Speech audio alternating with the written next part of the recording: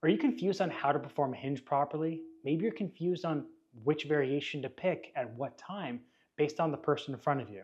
So in this video, we're going to talk about how to perform a hinge correctly and what each individual variation does and when to use them with your clients. Hi, I'm Alex Effer, founder of Resilient Training and Rehab, and I've helped thousands of coaches and clinicians get faster and more effective results with their clients. In order to perform a hinge properly, we have to understand what a hinge actually does. So there's a couple key areas that we need to focus on and understand how they move during the movement.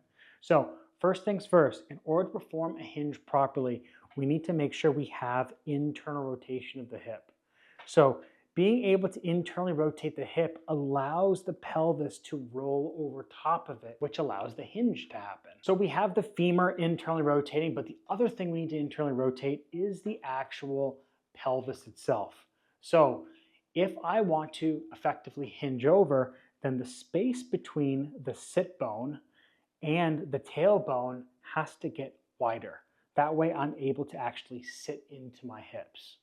Okay? If I have internal rotation of the hips, then you can see the space between the femur and the sit bone gets larger. And then in order for this part to open, or the upper part of the pelvis to close, I should say, and the back part of the pelvis to open, I also need this internal rotation of the pelvis. So internal rotation is going to be key for this movement. And it's really important to remember the sit bone position, because that's a major cue that I will use when hinging or cueing my clients to hinge. So when doing the hinge, there's a couple key things we need to keep in mind in order to perform it. As I said, we need to maintain that internal rotation at the hip, but then that's going to allow our pelvis to roll over top, which is going to internally rotate the pelvis. The key thing that I always want you to keep in mind is I want that knee to stay in a flex position. But when I get people to bend their knee, what often happens is they kind of bring their hips with them. So what I want you to think is knee goes forward, but it's as though I'm pulling your pants back. So I get this length from the knee to the pelvis. So the pelvis to the knee gets wider. So the best way to think of it is the knee goes forward and I'm pushing the femur back into my socket. So that's the starting position. Now, the entire time we're doing this movement, I don't want the knee to go back, because the knee going back would be similar to you dumping your pelvis forward. So the knee stays where it is the entire time, which is why I sometimes like to put a foam roller right in the front of the knee into the wall, because it just maintains that position. So I've got my knee forward, I've got my femur back into the socket. Now when we're bending over to perform the movement, I want you to think of the sit bone going up towards the ceiling versus going backwards. Because like I said, as I go backwards, my pelvis is just going to dump forward, my leg is going to straighten. So if I keep my knee where it is and I think of my sit bone going up towards the ceiling, it would be similar to you having your butt against the wall and your sit bone being like a wheel. And your sit bone should roll up the wall. So it's sliding up the wall. So I'm really folding forward, and you may feel like you're going over your toes, and that's perfectly fine.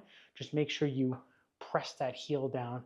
That's going to allow you to keep the back part of the hip open to allow that internal rotation to happen. So when I'm doing it, it's knee forward, femur back, sit bone up towards the ceiling. And as I come through, I'm thinking knee goes forward as my hips go forward. So as you can see, my knee is not really moving. It's kind of maintaining that position. I'm moving around. That's going to allow for the pelvis to move over top of the femur, and you're going to feel a lot more glute doing it that way versus really trying to have to squeeze the glute at the top to try to find that muscle.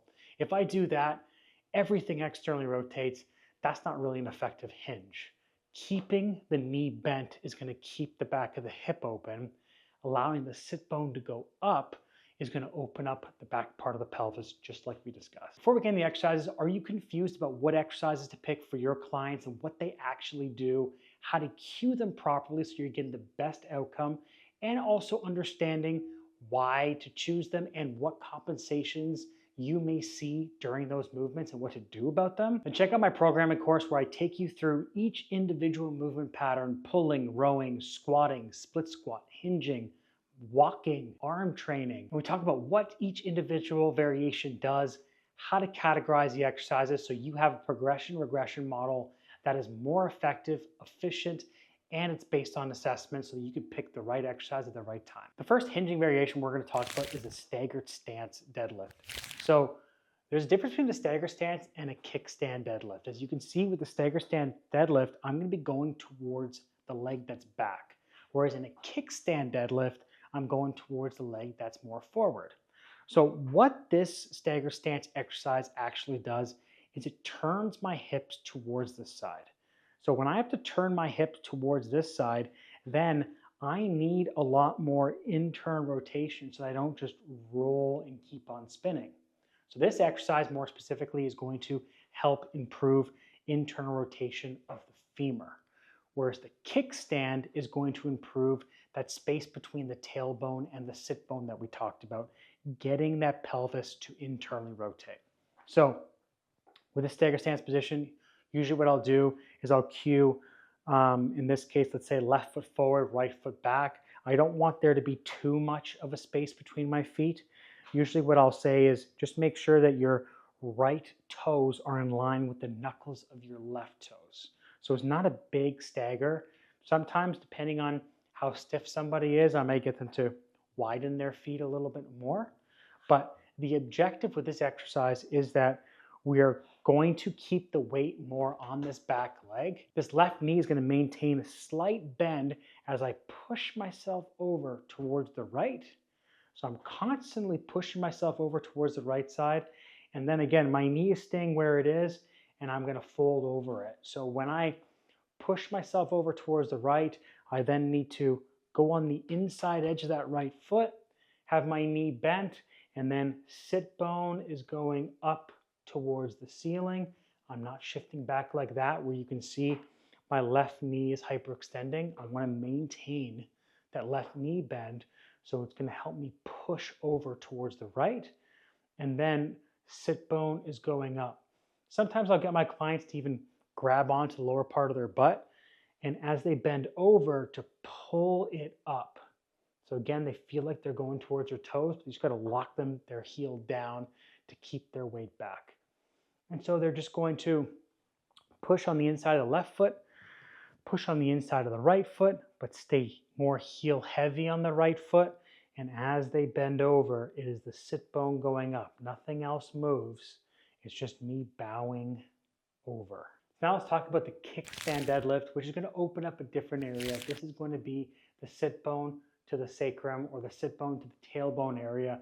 This is very important for driving more hip extension or pushing off of one side. But in order to do this, I'm going to already need this femur's ability to internally rotate, which is why I showed you the staggered stance deadlift first. I don't always start people with staggered stance deadlift, but sometimes people need to start there just to be able to get into this position effectively. So the kickstand deadlift, what I'm going to get you to do is you're going to have your knee go forward, but remember your pelvis goes back or your femur goes backward. So I'm not just squeezing my glute and everything's tall. So when you bend over, first thing that's going to happen is the knee's going to go back.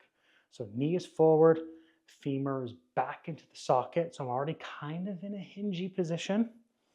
And then what I'm going to do is I always want this back foot to be active.